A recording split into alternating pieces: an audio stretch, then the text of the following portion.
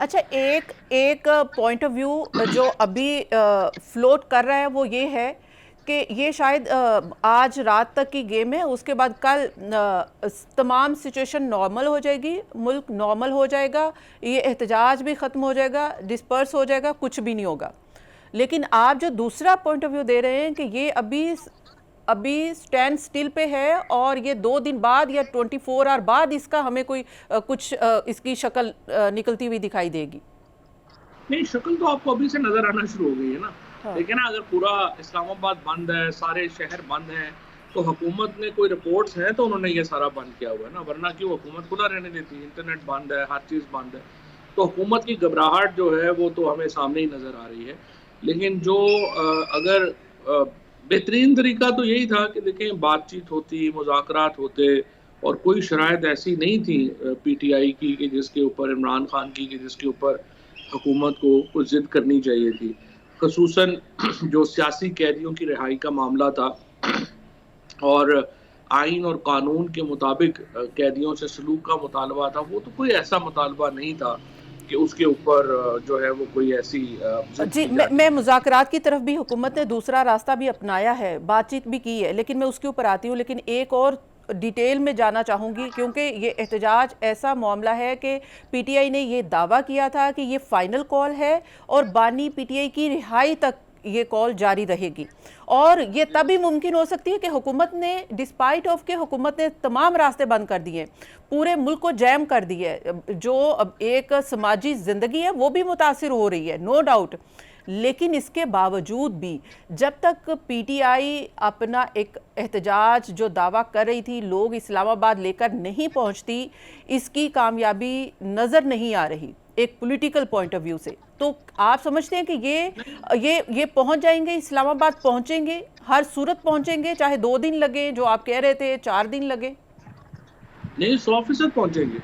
उसमें तो देखिए ना, कोई राय इस वक्त, दो ओपिनियन ही नहीं है। जिस तरह से इस वक्त आप रैलीज देख रही हैं, जो छोटे इजला से भी लोग चल पड़े हैं, और जिस तरह से वो पहुंच रहे हैं आरम वाला, चीचा वतनी, मुल्तान साइड से, दुनियापुर, ये जो सारे इलाके हैं, फिर बलूचिस्तान से जो दाऊद शाह जो जिस तरह से आए हैं, बाकी दोस्त जिस तरह से आए हैं, ये एक बड़ा बिल्डअप हो जाएगा। और खैबर पख्तूनख्वा का काफिला तो ज़ाहिर है कि हज़ारों अफराद के ऊपर मुश्तमिल है। इस्लामाबाद पहुंचने से एक तो इन्हें रोका नहीं जा सकता। दूसरी बात यह है कि ये जो स्लो डाउन उन्होंने पेश की है, उससे और लोग जो हैं वो जुड़ते जाएंगे, और आप देखेंगे कि विद इन 48 आवर्स अगर ये मुज़ाकरात नहीं होते, बातचीत नहीं होती, तो इस्लामाबाद के अंदर लाखों लोग जमा होंगे। अच्छा, ये तो आपने ये बात की है कि ये जो अभी एहतजाज हमें नज़र नहीं आ रहा कहीं पर और लोग नज़र नहीं आ रहे, वो स्लो डाउन है, एक स्ट्रेटजी के तहत है। ये नहीं है कि ये फॉल आउट हो चुका है या फिर कॉल ऑफ हो चुका है, ऐसा कुछ नहीं है। लेकिन दूसरी तरफ हुकूमत ने जो पीटीआई से दरख्वास्त की है कि ख़ासकर मुल्क इस वक्त मुतहम्मिल नहीं हो सकता ऐसे किसी एहतजाज का। बेलारूस के सदर पाकिस्तान आ रहे हैं और इसके अलावा मईशत को नुकसान जो है, लोगों की समाजी ज़िंदगी मुतासिर है, तो पीटीआई की भी कुछ रिस्पॉन्सिबिलिटी है इस एहतजाज को लेकर। तो जो हुकूमत ने राब्ता किया है उसको आप किस तरह से देखते हैं कि क्या उससे कोई बातचीत आगे बढ़ेगी? पहली बात तो ये कि बेलारूस के सदर की क्या अहमियत है? आई मीन, वो एक इतना कराची के मेयर जितना उसका है, इसके ना उनका हमें को फायदा है ना हो। उनको बुलाता कोई नहीं है, हम बुला लेते हैं, हमारी तरफ आता कोई नहीं है। तो ये रोज ही सेंट्रल एरिया के स्टेट के कोई बना के बैठ जाते हैं कि पता नहीं है क्या हो गया है। कोई अहमियत नहीं है बेलारूस के सदर की, ना ही कोई उसकी कोई ऐसी इम्पोर्टेंस है। लेकिन और दूसरी लेकिन बात लेकिन यह है कि देखें, वो पाकिस्तान के आइन की फवाद साहब, इम्पोर्टेंस है, ये हमारे बिल्कुल, पाकिस्तान के आप अगर, आइन को बरकरार रखना। लेकिन हाँ, मैं एक इंटरनेशनल पर्सनैलिटी, शख्सियत, कोई एक्सीलेंसी, पर्सनैलिटी नहीं है। कोई भी विजिट करती है तो उसका पूरी दुनिया में इम्पैक्ट होता है। अगर नहीं, कोई उस इम्पैक्ट मुल्क की नहीं है अगर ना। कोई नहीं है, वो इतना स्ट्रॉन्ग मुल्क नहीं है, लेकिन पूरी दुनिया में उसका इम्पैक्ट तो जा सकता है। नहीं, कोई इम्पैक्ट नहीं जा सकता ना, ऐसे ही ये तो बुला के बैठ जाते हैं रोज। मेयर लेवल के प्रेसिडेंट्स बुला के तो ये समझते हैं कि पता नहीं, और फिर आपको मीडिया को ऐसे ही कहना शुरू कर देते हैं बड़ा सदर आ गया, फलाना आ गया।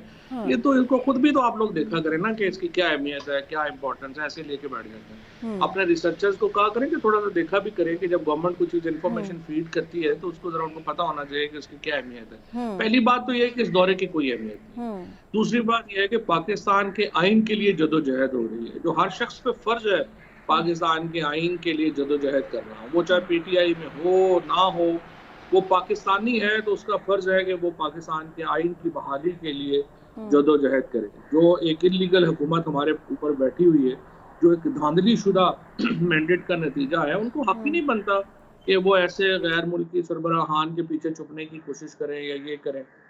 यहाँ पे जो एहतजाज हो रहा है वो पाकिस्तान के जो पॉलिटिकल प्रिजनर्स हैं उनके राइट्स के लिए हो रहा है, पाकिस्तान के अवाम के राइट्स के लिए हो रहा है, और ये एक मुकद्दस एहतजाज है। और मेरे ख्याल में इसको हर शख्स को ओन करना चाहिए और हर शख्स को इसमें अपने जितना हिस्सा ले सकते अपना लेना।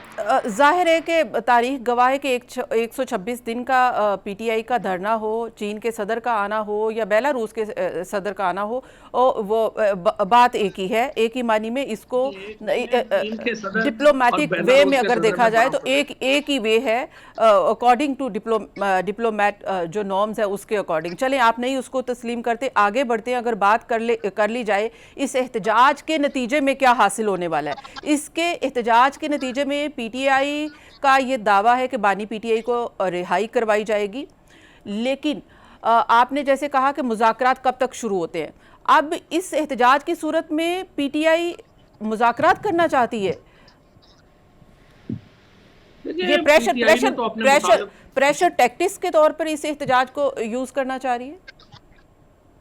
जाहिर है पॉलिटिकल पार्टी ऐसे ही करती है। पॉलिटिकल पार्टी में अगर कैपेसिटी हो जैसे कि पीटीआई में है मुल्क को स्टैंड स्टिल करने की, तो वो फिर इसको ही यूज करेगी ना, आवाम ही को वो कहेगी कि आप हमारे लिए निकलें। और ये कैपेसिटी इस वक्त तहरीक इंसाफ के अलावा तो किसी और में नहीं, लिहाजा जाहिर है कि वो इसको इस्तेमाल करते हैं। इमरान खान के अलावा किसी और में नहीं है, ये कहना चाहिए। अच्छा। तो जो मुज़ाकरात हैं उनकी इब्तिदा तो हुई है, तो बातचीत तो हुई है, पहले भी हुई है, लेकिन अभी कंक्लूड जो है वो नहीं हो सके और दरमियान में कुछ रखने भी आ गए हैं। बट लेट्स सी कि इसको कैसे आगे बढ़ाया जाता है और ये मुज़ाकरात जो हैं वो बाकायदा कब शुरू होते हैं।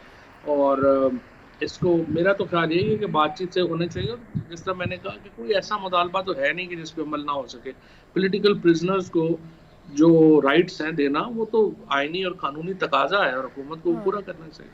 यानी कि इसके नतीजे में एहतजाज के नतीजे में मुज़ाकरात की राह हमवार करके बानी पीटीआई की रिहाई का एक एग्रीमेंट कहें या कुछ ये एनआरओ कहें या कुछ ऐसा हासिल करना चाहती है पीटीआई।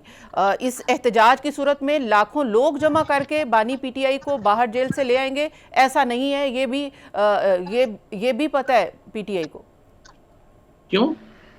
लाखों की तो जरूरत ही नहीं है। यहाँ तो 50-60 हज़ार हो गए तो ये हुकूमत इस कदर मजबूत ही नहीं है कि ये रेजिस्ट कर सकेगी।